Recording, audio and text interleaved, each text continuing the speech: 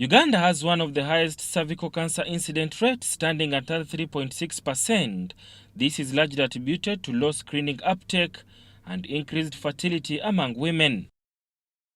The number one cancer in Uganda and also the biggest killer among cancers, which is cervical cancer, and that only affects women. Cervical cancer, of course, as we grow older, it is an infection-based cancer and it's caused by an infection called HPV, a virus acquired sexually. However, HPV alone does not cause cervical cancer, but it must be present for you to have the cancer. So women who, have a very high fertility rate, over 5 children over a woman's lifetime.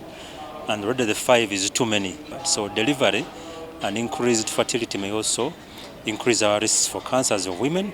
So the message is that we also need to control the number of births that we have alongside programs like screening and vaccination of our young girls. Dr. Musana explains that at birth, a mother exposes the largest part of her cervix to the vaginal environment, which is acidic, and in the long run, chances of cancer get higher. When you're pregnant and when you give birth, you expose a large part of your cervix, or the cells of the cervix, to the vaginal environment, which is acidic.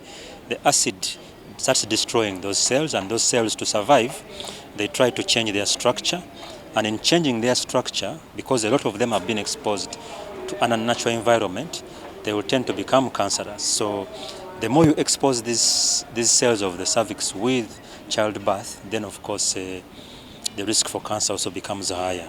Apart from screening and vaccination against cervical cancer, women are advised to have fewer spaced children. For women, we would still encourage them to have planned families. Planned families means that if you have fewer children, then of course even your risk for cancer will reduce.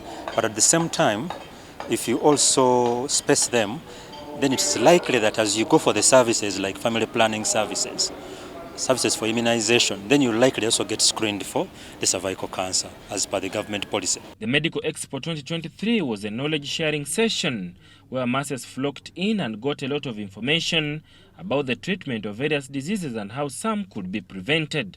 The doctors plan to extend these health services to various institutions, which include schools and places of worship. I believe that people have got information about how to prevent these diseases because people have been asking them questions, and I believe that people have gotten the help that they wanted from the different health institutions that came to showcase their services.